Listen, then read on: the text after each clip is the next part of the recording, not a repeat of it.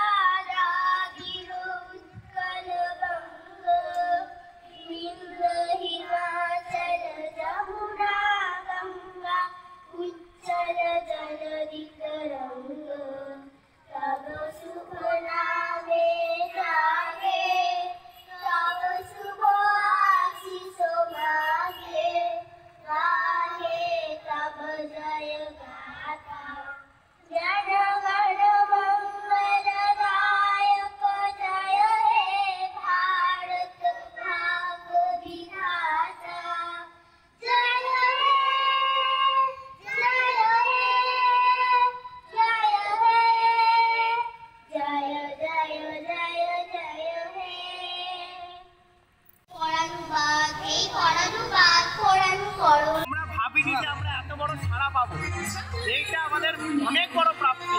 আমরা বলেছিলাম সারা বাংলা ভেবেছিলাম হয়তো 2-3টি জেলা থেকে আমরা পার্টিসিপেট পাবো।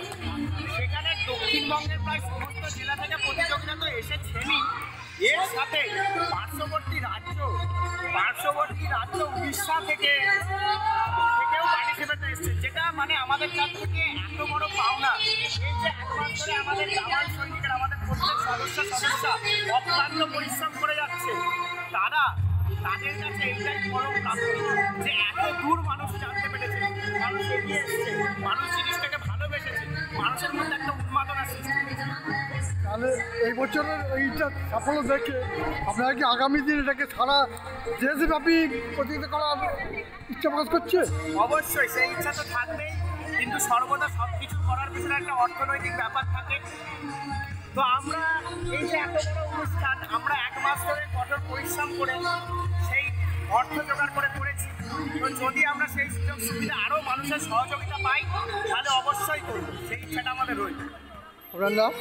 আমার নাম তুষার পাঠক, আমি তরুণোদয় ফাউন্ডেশনের প্রতিষ্ঠাতা এবং সভাপতি। মাননীয় মোহনবাবু এবং আমার প্রিয় ছাত্র মৃত্যুঞ্জয়,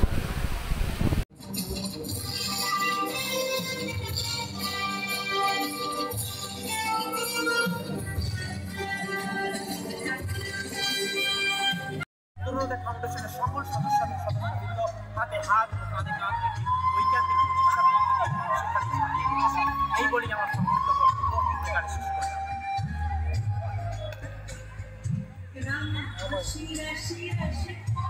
আরও একবার বলি, আমি তরুণোদয় ফাউন্ডেশনের প্রথম দিনের পথ চলার সঙ্গী। আজ তরুণোদয় ফাউন্ডেশন একটা পরিব্যাপ্তি লাভ করেছে, তাই আপনারা জানেন যে আজকের সূত্রে আমাদের এনজিও রেজিস্ট্রেশন করাতে হয়।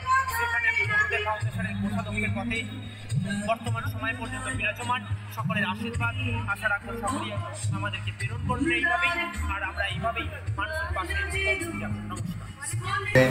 আশা হারিয়ে ফেলেছেন, আকাঙ্ক্ষা হারিয়ে ফেলেছেন, তাদের মনে শক্তি সঞ্চার করছি এবং তরুণোদয় ফাউন্ডেশনের সমস্ত বন্ধুদের আমরা অনুরোধ করছি প্রত্যেককে এই মুহূর্তটায় আমাদের জাতীয় পতাকা উত্তোলনের যে নির্দেশ